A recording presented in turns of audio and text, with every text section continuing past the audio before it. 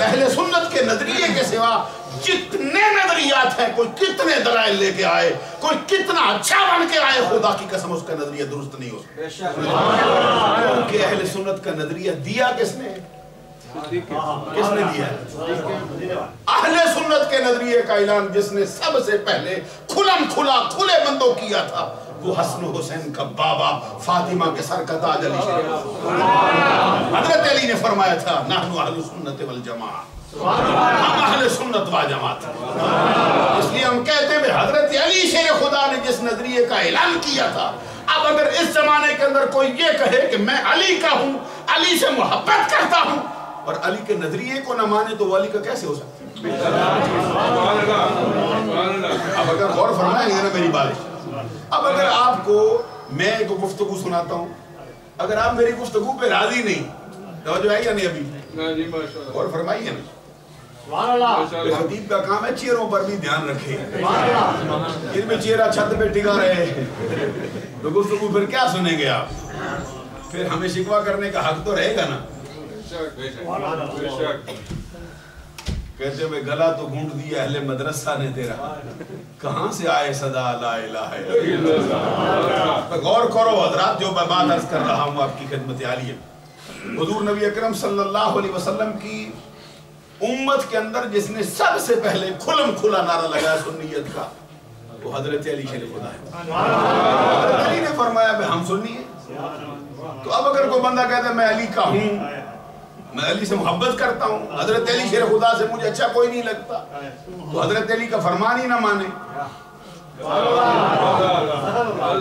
مصنف عبد الرزاق میں امام عبد الرزاق بہت بڑے محدث گزرے، ان سے کسی نے پوچھا کہ آپ بتائیے کہ ابو بکر افضل ہے یا حضرت علی افضل ہے؟ وہ فرماتے ہیں حضرت ابو بکر صدیق افضل ہے۔ کسی نے پوچھا جناب تم تو حضرت علی سے بڑی محبت کرتے ہو، تو کہتے ابو بکر افضل ہے۔ حضرت امام عبد الرزاق کیا فرماتے ہیں؟ حضرت امام عبد الرزاق کہتے جس سے میں محبت کرتا ہوں وہی تو کہتا ہے کہ ابو بکر افضل ہے۔ حضرت علی نے تو مجھے سمجھایا ہے، تو کہتے ہیں میں اگر سچی محبت کرتا ہوں تو پھر ان کا کہنا کیوں نہ مانوں؟ وہ جو کہتے ہیں میرا ان کا سچا محب علی ہونے کا مسئلہ یہ ہے کہ جو سبق میرے علی نے دیا ہے میں اسی کو مانتا ہوں۔ جس شخص کو حضرت علی کا اپنا فتوی قبول نہ ہو، آج کل کے زمانے میں جو بندہ کہتے ہیں نہیں جی فلاں سے پوچھ لیتے، اگر آپ مجھ سے مجھے کہتے ہیں میں سناؤ اس مسئلے کا کیا نظریہ ہے، میں آپ کے سامنے رکھ دیتا ہوں، تو آپ میرا سننے کے بعد پھر کسی اور کی دکان پہ چلے جاتے ہیں۔ ذرا بولیے نا، اس کا مطلب کیا ہے؟ اس کا مطلب یہ ہے، مطلب اس کا یہ ہے کہ آپ کو میرا نظریہ قبول نہیں، آپ کو میرے نظریے کے اندر کوئی شک ہے یا آپ سمجھتے ہیں بھئی اس کی دکان میں وہ سودا ہے نہیں، بولتے تو جاؤ میرے ساتھ۔ عزیزان گرامی قدر، میں گفتگو چلانا چاہتا ہوں اگر آپ بھی میرے ساتھ چل پڑیں۔ مجھے چھوڑ کے کسی اور دکان پہ جانے کا مطلب یہ ہے کہ آپ کو یہ دکان قبول نہیں، کوئی اور دکان دیکھنا چاہتے ہیں، تو میں کہتا ہوں یہ دکانیں اس جیسی تو کروڑوں ہو جائیں، چھوڑ کے جدھر مرضی جاؤ، علی کا دربار چھوڑ کے کدھر جاتے ہو؟ علی کا دروازہ چھوڑ کے جائے گا تو وہ تو راندہ درگاہ ہو جائے، جو حضرت علی شیر خدا کے دروازے سے گیا وہ تو آقا کونین کے دروازے سے گیا۔ عزیزان گرامی قدر، حضرت علی المرتضی شیر خدا راوی کہتے ہیں آقا کونین صلی اللہ علیہ وسلم نے فرمایا واللہ ما ولد فی الاسلام مولود ازکا ولا اطہر ولا افضل من ابی بکر و عمر رضی اللہ عنہ۔ صلی اللہ علیہ وسلم نے فرمایا اللہ کی قسم اس اسلام کے دامن میں آج تک کوئی شخص ایسا پیدا ہی نہیں ہوا جو میرے ابو بکر سے افضل ہو جائے، اعلیٰ ہو جائے، بہتر ہو جائے، ستھرا ہو جائے، عقیدہ ہو جائے۔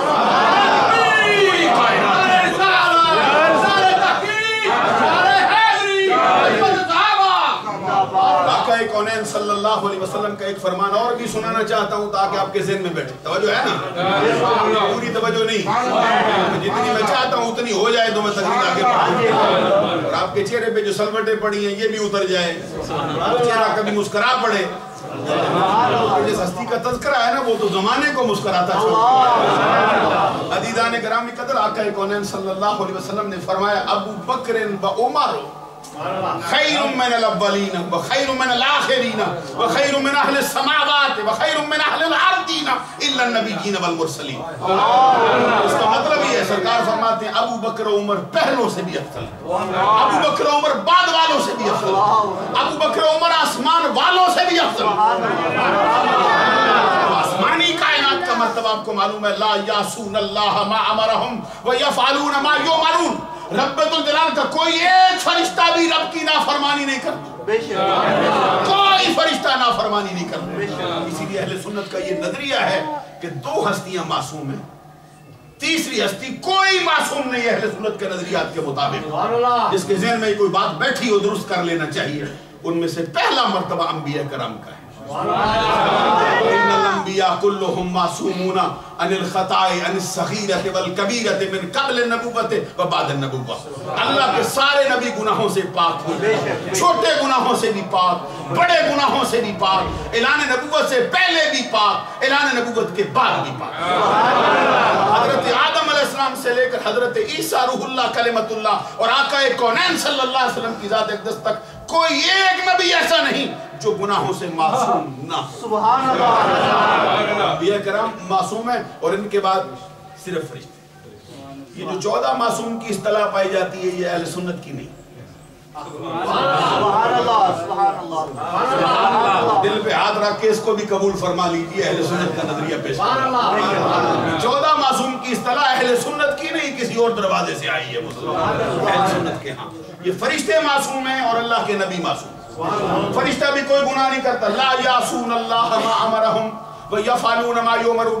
کوئی فرشتہ اللہ کی نافرمانی نہیں کرتا. فرشتے سے گناہوں کا صدور ہوتا ہی نہیں. یہ جو بعض اوقات آپ سنتے ہیں کہ فلاں فرشتہ جو ہے وہ بھول کر فلاں کی جان نکال گیا تھا. کبھی ایسے بھی خطیب آ جاتے ہیں اور بیان کرتے ہیں جو فلاں بندے نے مرنا تھا اس کی جگہ پہ اسی نام کا دوسرا بندہ مر گیا. تو کہتے تھوڑی دیر پر اس کو نہلانے کے لیے پھٹے پہ ڈالا، اس کا انگوٹھا ہلا تو پھر وہ زندہ ہو گیا. فوراً اسی نام کا دوسرا بندہ مر گیا. یہ بات ہمارے واعظین ایسی تقریریں بھی کرتے رہے، لیکن بندہ خدا یہ کہانی ہے، اس کا حقیقت سے کوئی تعلق نہیں. تو فرشتہ بھول سکتا ہی. لا یعصون اللہ ما امرہم و یفعلون ما یؤمرون. کوئی فرشتہ اللہ کی نافرمانی نہیں کرتا. فرشتہ ہر وہ کام کرتا ہے جس کا حکم اس کو رب دیا کرتا ہے. جو ہیں معصوم، جو گناہ کرتے ہی نہیں، آقا کونین صلی اللہ علیہ وسلم فرماتے ہیں ابو بکر و عمر پہلوں سے بھی افضل ہیں، ابو بکر و عمر بعد والوں سے بھی افضل ہیں، ابو بکر و عمر آسمان والوں سے بھی افضل، ابو بکر و عمر ساری زمین والوں سے بھی افضل، الا النبیین والمرسلین، مگر نبی اور رسولوں کے بعد رب نے ان کو مرتبہ دیا. آقا کونین صلی اللہ علیہ وسلم کی بڑی مشہور حدیث ہے، جامع ترمذی میں بھی ہے، مسند امام احمد بن حنبل میں بھی ہے. آقا کونین صلی اللہ علیہ وسلم نے فرمایا ابو بکر و عمر سیدہ کہول اہل الجنہ و شبابہا. جامع ترمذی کے اندر تو صرف اتنا ہے نا، ابو بکر و عمر سیدہ کہول اہل الجنہ من الاولین والآخرین الا النبیین والمرسلین. ابو بکر و عمر اہل جنت کے ادھیڑ عمر لوگوں کے سردار ہیں، پہلوں کے بھی سردار ہیں، بعد والوں کے بھی سردار ہیں، مگر نبیوں کے بعد رسولوں کے بعد. مسند امام احمد بن حنبل میں جو حدیث آتی ہے اس کو بھی غور سے سماعت کر لو. سرکار نے فرمایا ابو بکر و عمر سیدہ کہول اہل الجنہ و شبابہا.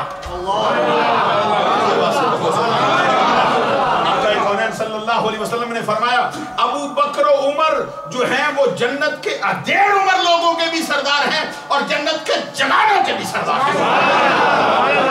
اسے یہ نظریہ اپنے طور پر سیدھا کر لینا چاہیے. اور آخر میں ایک اور حدیث سنا کے میں اپنی گفتگو کی طرف لوٹتا ہوں.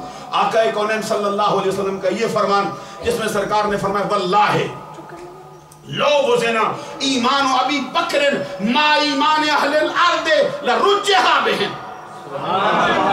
سن کے اونچی آواز سے سبحان اللہ.